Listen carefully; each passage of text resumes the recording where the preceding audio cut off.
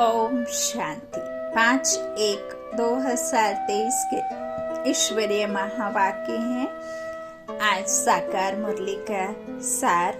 बाबा ने कहा, मीठे बच्चे, भक्तों पर जब भीड़ पड़ी है, विपदा आई है, तब बाप आते हैं ज्ञान से गति सदगति करने।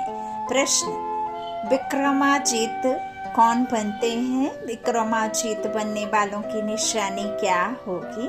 उत्तर, विक्रमाजीत वही बनते जो कर्म, अकर्म और विकर्म की गति को जान श्रेष्ठ कर्म करते हैं। विक्रमाजीत बनने वाले कभी भी कर्म कूटते नहीं, उनके कर्म विकर्म नहीं बनते हैं। प्रश्न है, इस समय बाप डबल सर्विस कौन सी करते हैं? उत्तर, आत्मा और शरीर दोनों को पावन भी बनाते और फिर अपने साथ वापस भी ले जाते हैं। यही डबल कार्य करते। चरित्र एक बाप के हैं, मनुष्यों के तो हो नहीं सकते। गीत है ओम नमो शिवाय। ओम शांति। यह गीत बच्चों ने सुना। जो भी भक्ति मार्ग वाले हैं वह ऐसे गीत गाते हैं। घोर अंधियारे में उजियाला चाहते हैं और दुख से छूटने की पुकार करते रहते हैं। तुम तो हो ही शिव वंशी ब्रह्मा कुमार कुमारियां। यह तो समझने की बात है। इतने बच्चे कुखवंशावली तो हो नहीं सकते, जरूर मुखवंशावली होंगे। श्री कृष्ण को इतनी रानियां अथवा बच्चे नहीं थे। गीता का भगवान तो राजयोग सिखलाते हैं, तो जरूर मुखवंशावली होंगे। प्रजापिता अक्षर तो नामी क्रमी हैं। इनके मुख से बाप आकर ब्राह्मण धर्म रचते हैं। प्रजापिता नाम बाप का शोभता है। अब तुम प्रैक्टिकल में उस बाप के बने हो। वह तो कहते थे कि श्री कृष्ण भी भगवान था, शिव भी भगवान था। रुद्र भगवान के बदले श्री कृष्ण का नाम डाल दिया है। कहते भी हैं शंकर पार्वती, रुद्र पार्वती नहीं कहेंगे, शिव शंकर महादेव कहते हैं। अब श्री कृष्ण को रुद्र व शंकर तो नहीं कहेंगे। भक्त गाते हैं परंतु भगवान को नहीं जानते। भारत में वास्तव में सच्चे सच्चे भक्त वह हैं जो पूज्य थे, अभी वही पुजारी बने हैं। आत्मा ही पूज्य पुजारी बनती, परमात्मा तो है ही एवर प्योर। उन्हें ऐसा कह ना सके, मनुष्य ऐसे कहते हैं, लेकिन परमात्मा ने हमें समझाया कि तुम आत्माएं पूज्य से पुजारी, पुण्यात्मा पापात्मा तुम ही बनते। उनमें भी नंबरवार हैं, तुम्हारे में भी नंबरवार हैं। तुम हो ब्राह्मण, वह है शूद्र। देवता धर्म वाले ही बहुत दुखी होते हैं, क्योंकि उन्होंने बहुत सुख भी देखे हैं। अब तुम्हारा दर दर भटकना बंद हो गया है आधा कल्प के लिए। यह राज भी तुम ब्राह्मण ही जानते हो, सो भी नंबरवार। जिन्होंने कल्प पहले जितना पुरुषार्थ किया था उतना ही अब करते हैं। ऐसे नहीं जो ड्रामा में होगा, फिर भी पुरुषार्थ का नाम आता है। ड्रामा को बच्चों से पुरुषार्थ कराना ही है। जैसा पुरुषार्थ वैसा पद मिलेगा। हम जानते हैं कल्प पहले भी ऐसा पुरुषार्थ किया था, ऐसे सितम हुए थे, यज्ञ में विघ्न पड़ते थे। तुम बच्चे जानते हो बाबा फिर से आया हुआ है। कल्प पहले भी इसी समय आया था जबकि अंग्रेजों का राज्य था। जिन्हों से कांग्रेस ने राज्य लिया, फिर पाकिस्तान हुआ। यह कल्प पहले भी हुआ था। गीता में यह बातें नहीं है, आखिरी समझ जाएंगे कि बरोबर अब वही समय है। कोई समझते हैं कि ईश्वर आ गया है। जब महाभारी लड़ाई लगी थी तो भगवान आया था, कहते ठीक है, सिर्फ नाम बदल दिया है। रुद्र नाम ले में तो भी समझें कि ठीक है, रुद्र ने ज्ञान यज्ञ रचा था, जिसने दुनिया की विपदा टली थी, जिससे है ना। यह भी धीरे धीरे तुम्हारे द्वारा पता लग जाएगा। इसमें अभी समय पड़ा है, नहीं तो यहाँ ऐसी भीड़ मच जाए जो तुम पढ़ भी ना सको। यदि परमात्मा ऐसे कोई शरीर में आए, मानो कि समझने के तौर पर यदि हम कहें कि कोई ऐसे सचमुच कोई कृष्ण यहाँ होता कलिकाल में, कलियुग में, और उसमें भगवान आते, तो भगवान का ज्ञान सुनते कि सेल्फी में समय व्यतीत करते। आज के समय में तो कितने भी अच्छे संत महात्मा, कोई ऐसे जो बहुत ही कहना चाहे लौकिक में नाम शान, जिनका मर्तबा ऊंचा होता है, तो मर्तबा ऊंचा उन्होंने कैसे किया और क्या क्या उसके लिए उन्होंने किया, वो सब नहीं देखते। उनके साथ में सिर्फ सेल्फी खिंचवा लेंगे तो उनका भी नाम रोशन हो जाएगा, ऐसा समझते हैं। तो अगर भगवान ऐसे आते तो समय तो सेल्फी में ही चला जाता है, और परमात्मा तो आते ही ऐसे हैं जिसमें फिर गुप्त, भगवान भी गुप्त, ड्रामा भी गुप्त, आत्मा भी गुप्त, और आते भी गुप्त, और ज्ञान भी गुप्त, और यह सब जो होगा वह भी सब गुप्त ही होगा, है ना। तो यह सब बातें बाप बैठ बच्चों को समझाते हैं कि किस तरह से जो भी हम आते हैं बाबा बताते हैं, है ना। तो लड़ाई लगी थी तो भगवान आया था, कहते हैं ठीक है सिर्फ नाम बदल दिया है ना। तो यह महाभारी लड़ाई है ना।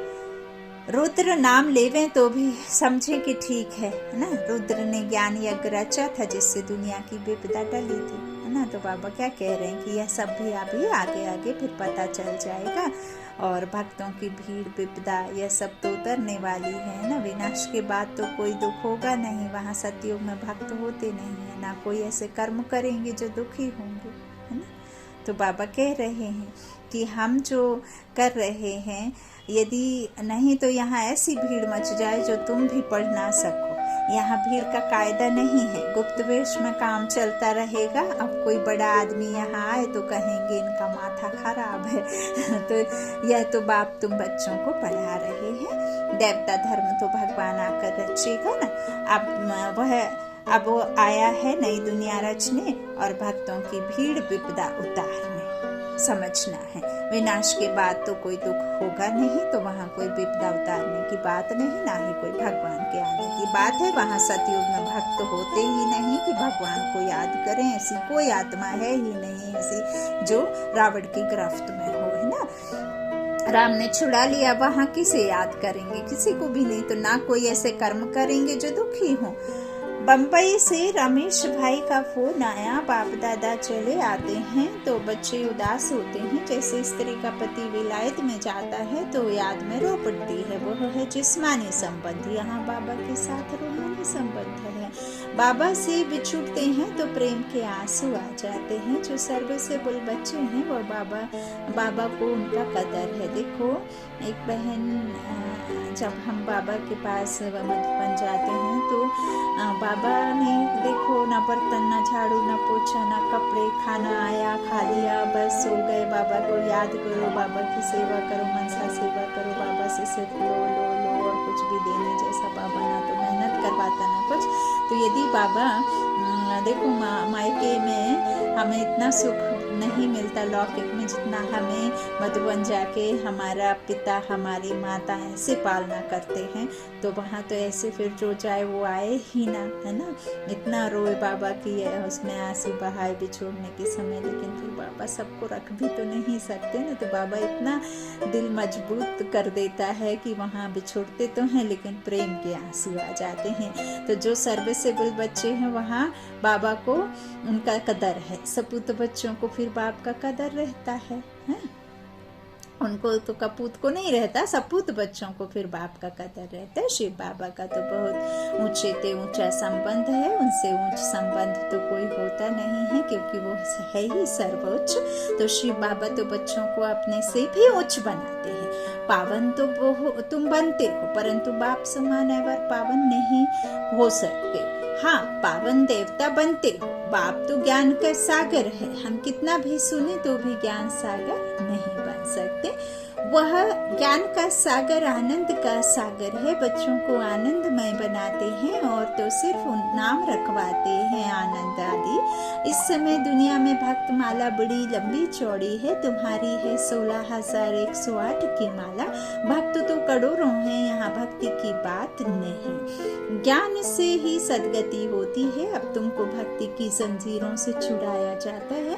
बाबा कहते हैं सब भक्तों पर जब भीड़ होती है तब मुझे आना पड़ता है सभी की गति सदगति करने।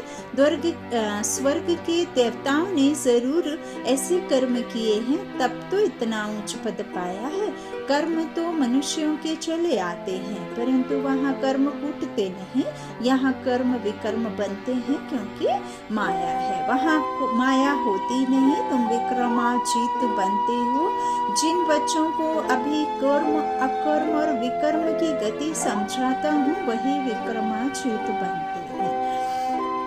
कल्प पहले भी तुम बच्चों को राजयोग सिखाया था, वही अब भी सिखला रहा हूँ। कांग्रेसियों ने फिरंगियों अंग्रेजों को निकाल राजाओं से राजाई छीन ली और राजा नाम ही गुम कर दिया।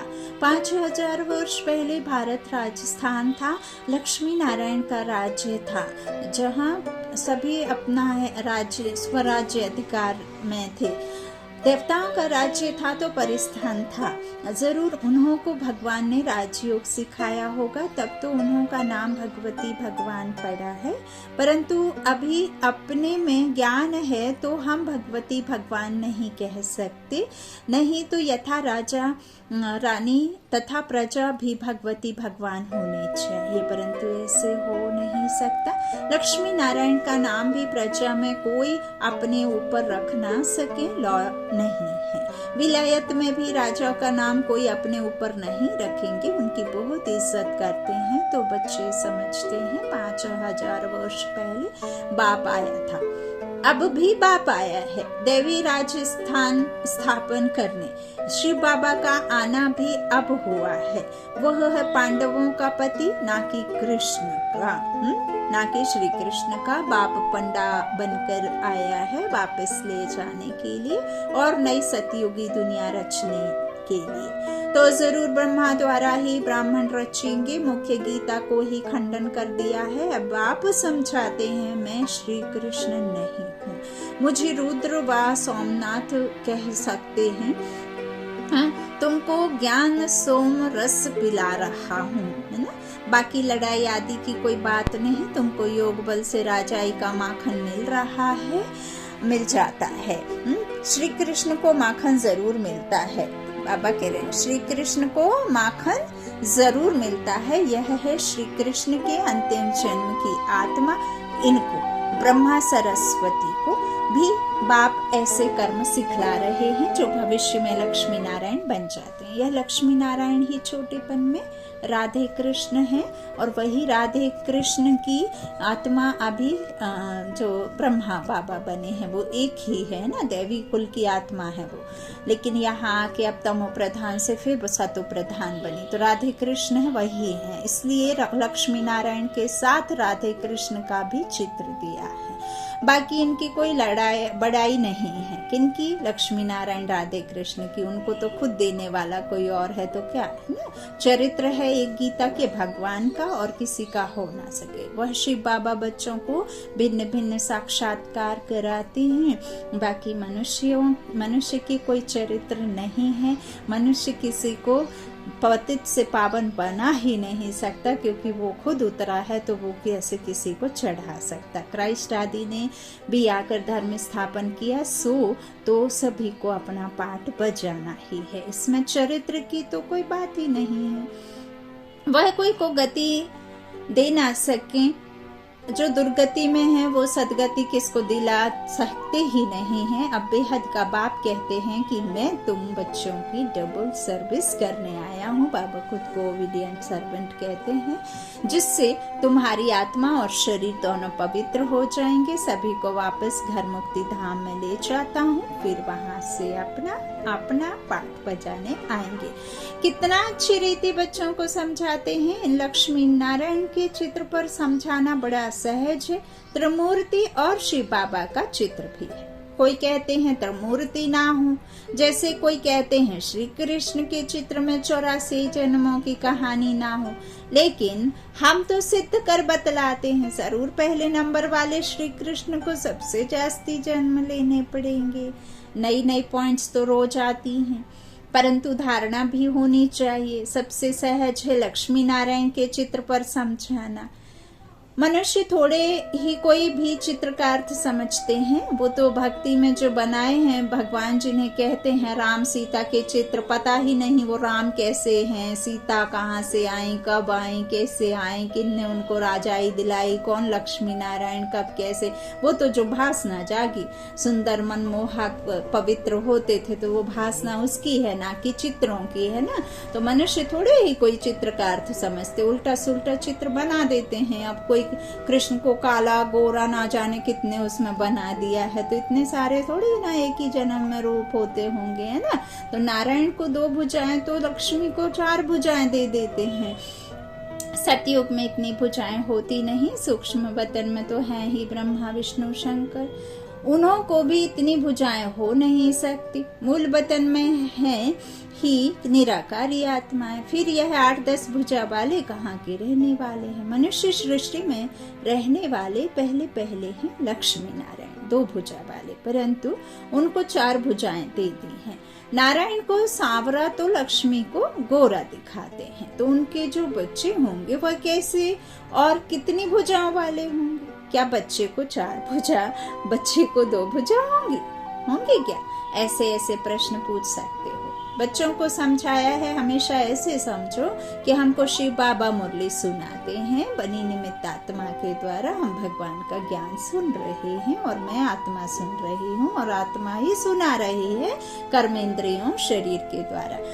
कभी यह ब्रह्मा भी सुनाते हैं, शिव बाबा कहते हैं मैं गाइड बनकर आया हूँ, यह ब्रह्मा है मेरा बच्चा बड़ा। कहते हैं त्रिमूर्ति ब्रह्मा, त्रिमूर्ति शंकर व विष्णु नहीं कहेंगे। महादेव शंकर को कहते हैं, फिर त्रिमूर्ति ब्रह्मा क्यों कहते हैं? इसने प्रजा रची है तो यह उनकी शिव बाबा की बन्नी युगल बनती है ना। शंकर व विष्णु को बन्नी नहीं कहेंगे। यह बहुत वंडरफुल बातें समझने की हैं। यहाँ सिर्फ बाप और बरसे को याद करना है, बस इसमें ही मेहनत है। अभी तुम बच्चे कितने समझदार बने हो, बेहद के बाप द्वारा तुम बेहद के मालिक बनते हो। यह धरती यह आसमान सब तुम्हारा हो जाएगा, एक चांद एक सूरज होगा, ब्रह्मांड भी तुम्हारा हो जाएगा, ऑलमाइटी अथॉरिटी राज्य होगा, 1 गवर्नमेंट होगी, 1-1-1। जब सूर्यवंशी गवर्नमेंट थी तो चंद्रवंशी नहीं थे, फिर चंद्रवंशी होते हैं तो सूर्यवंशी नहीं, वह पास्ट हो गया, ड्रामा पलट गया। वह यह बड़ी वंडरफुल बातें हैं। बच्चों को कितना खुशी का पारा चढ़ना चाहिए। बेहद के बाप से हम बेहद का वर्षा जरूर लेंगे। उस पति को कितना याद करते हैं, यह बेहद की बादशाही देने वाला है। ऐसे पतियों के पति को कितना याद करना पड़े, कितनी भारी प्राप्ति होती है। वहां तुम कोई से भी कभी भीख नहीं मांगते हो, वहां गरीब होते नहीं, चाहे मर्तबे कितने भी ऊपर नीचे हो। बेहद का बाप भारत की झोली भर देते हैं। लक्ष्मी नारायण के राज्य को गोल्डन एज कहा जाता है, अब है आयरन एज, फर्क देखो कितना है। बाप कहते हैं मैं बच्चों को राजयोग सिखला रहा हूँ। तुम 100 देवी देवता थे, फिर क्षत्रिय वैश्य शूद्र बने, अब फिर 100 ब्राह्मण बने हो, फिर 100 देवता बनेंगे। इस 84 के चक्र को तुम याद करो। चित्रों पर समझाना बड़ा सहज है। जब देवी देवताओं का राज्य था तो कोई और राज्य नहीं था, एक ही राज्य था, बहुत थोड़े थे, 9 लाख। उनको कहा जाता है स्वर्ग। वहां पवित्रता भी थी, सुख शांति भी थी। पुनर्जन्म लेते लेते नीचे आए हैं। 84 जन्म भी इन्होंने लिया है।